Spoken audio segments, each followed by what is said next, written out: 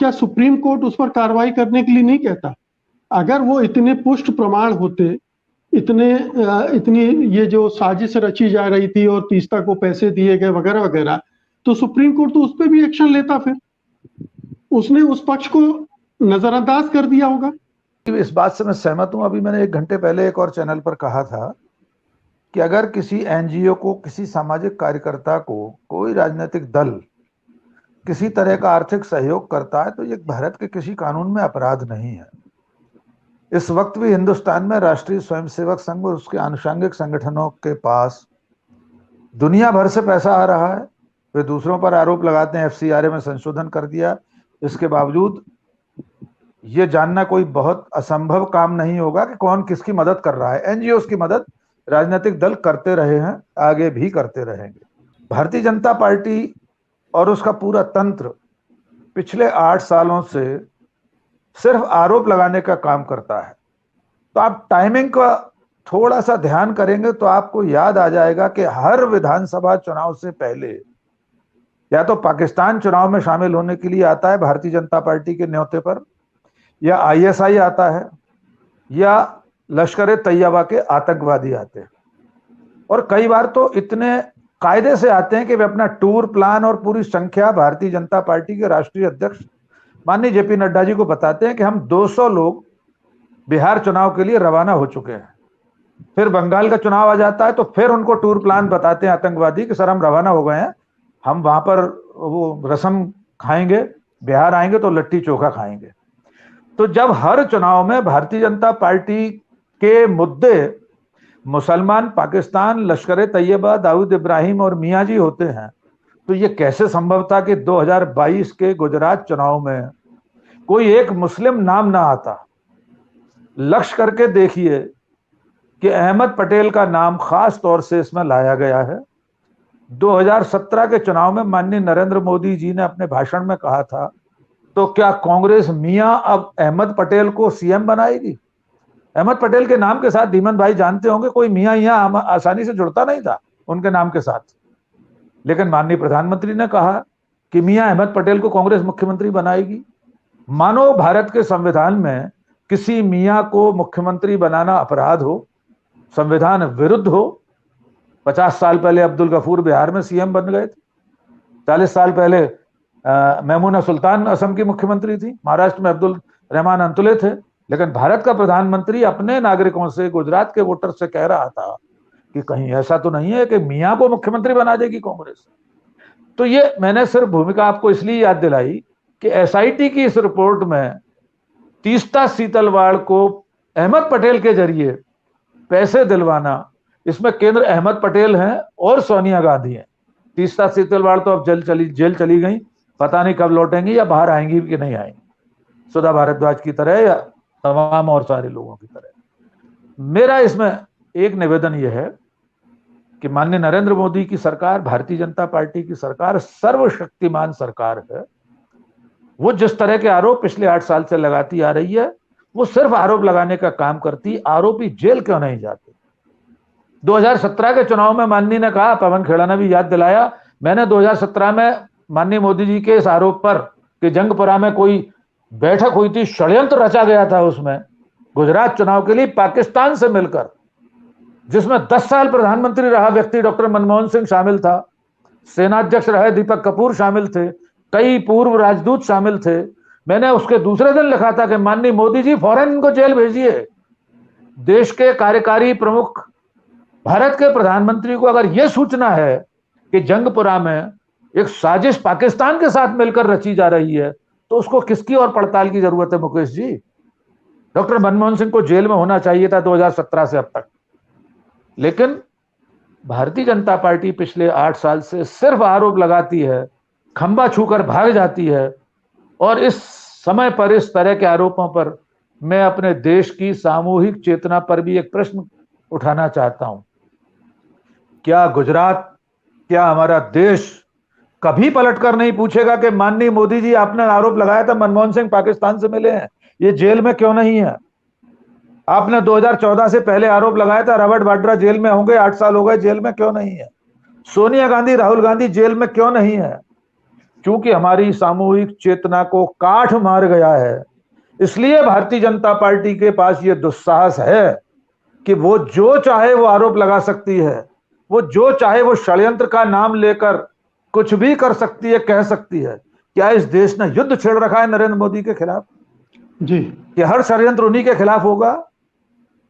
और वे जो कुछ करते रहे, गुजरात के सम्मान की बात संबित पात्रा जी कर रहे थे, उसके अपयश की बात कर रहे थे। तो गुजरात का यश या अपयश 2002 के नरसंहार से हुआ कि तीस्ता सीतलवाड़ की अपील लगाने मात्र से हो गया। दामन पे कोई छींट न खंजर पे कोई दाग, तुम कत्ल करो हो कि करामात करो हो। फिर भी मैं बाकायदा आपके चैनल के माध्यम से ये कहना चाहता हूं कि सचमुच में अगर इसमें कोई कानून सम्मत अपराध हुआ है तो तीस्ता के साथ साथ उसके बगल की बैरक में सोनिया गांधी को भी पहुंचाइए ना। किसकी अनुमति की जरूरत है संबित पात्रा जी को, माननीय नरेंद्र मोदी जी को? जो बाइडेन से परमिशन लेंगे क्या कि ऋषि सुनक प्रधानमंत्री बन जाएंगे, वो वहां से एनओसी देंगे कि हाँ भाई सोनिया गांधी को जेल भेजा जाए? भेजिए ना भाई, मना कौन कर रहा है? लेकिन सिर्फ चुनाव के समय आरोप लगाकर फिर आप वापस अपनी गुफा में जाकर बैठ जाते हैं और देश को एक निरंतर उद्वेलन में छोड़कर चले जाते हैं कि वो जो कुछ भी कर रही थी वो अपने स्वार्थ के लिए कर रही थी या किसी साजिश के तहत कर रही थी। ये भी तो एक खेल हो सकता है इस पूरी राजनीति का, कि लगातार ये आरोप लगाया जा रहा है, ये बात कही जा रही है कि तीस्ता सीतलवाड़ अहमद पटेल से मिलकर नरेंद्र मोदी की सरकार को गिराने का षड्यंत्र कर रही थी। नंबर एक, किसी भी सरकार को, चाहे वो केंद्र में हो या राज्य में हो, राजनीतिक तौर तरीकों से अपदस्थ करना, अपनी सरकार बनाना कोई अपराध नहीं है। अगर अपराध होता तो पिछले 8 साल में 9 सरकारें भारतीय जनता पार्टी अपदस्थ करके अपनी सरकारें बना चुकी है। तो ये तो बड़ा पवित्र काम है जो भारतीय जनता पार्टी कर रही है लगातार। और अभी महाराष्ट्र में हमने देख लिया किसने किया, कौन पीछे था, सब सामने है। मात्र 30 लाख रुपए में नरेंद्र मोदी की सरकार चली जाती, ये तो बहुत बचकाना तर्क है।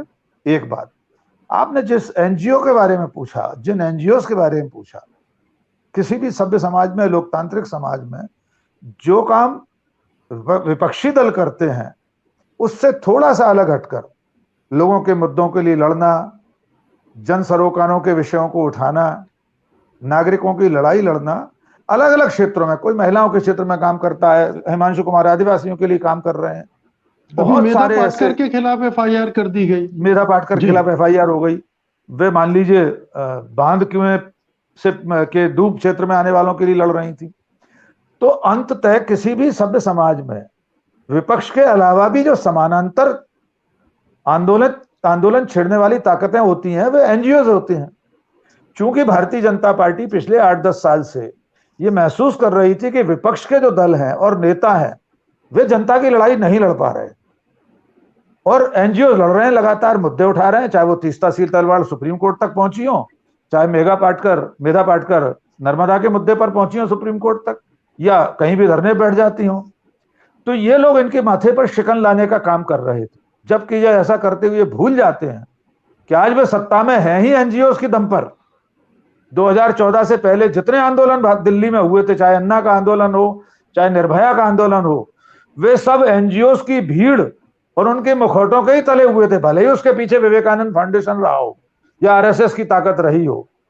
लेकिन अब जब सत्ता में आ गए तो उन्हें पीड़ा हो रही कि एनजीओ सवाल उठाते हैं, ये हमारे रीति नीतियों पर सवाल उठाते हैं। जबकि वही यूपीए सरकार थी, उस समय सोनिया गांधी ने एक समिति बनाई थी। डॉक्टर मनमोहन सिंह के समय इतने बड़े नीतिगत जो निर्णय हुए थे, चाहे वो मनरेगा का हो, सूचना के अधिकार का हो, शिक्षा के अधिकार का हो, तमाम सारे ऐसे कानून बने थे, उनके पीछे एनजीओ की ही बहुत बड़ी भूमिका थी, क्योंकि वे सरकार को सलाह देने का भी काम करते हैं। जैसे ही 2014 में सरकार आई नरेंद्र मोदी की, आप लिंक ढूंढ लीजिएगा, 10-20 ऐसी खबरें मिलेंगी कि भारत सरकार ने एनजीओ पर अंकुश लगाया, भारत सरकार ने उनको ऐसा कर दिया, उनका अनुदान बंद कर दिया, एफसीआरए में परिवर्तन संशोधन करके उनके विदेशी अनुदान बंद कर दिए, इत्यादि इत्यादि।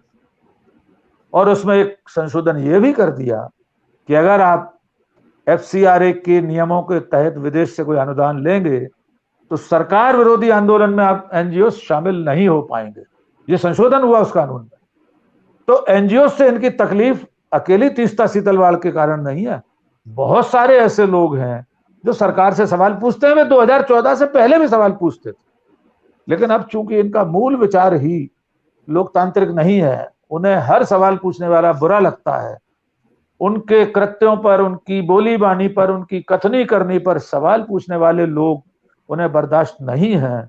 इसलिए वे जिला अदालतों से लेकर सबसे बड़ी अदालत तक अपनी मनमर्जी के हिसाब से फैसले होने दे रहे हैं या करवा रहे हैं। मैं सीधे तो आरोप हम नहीं लगा सकते, लेकिन सच ये है कि अमीर गजलबाज के शेर के साथ ही अपनी बात खत्म करूंगा।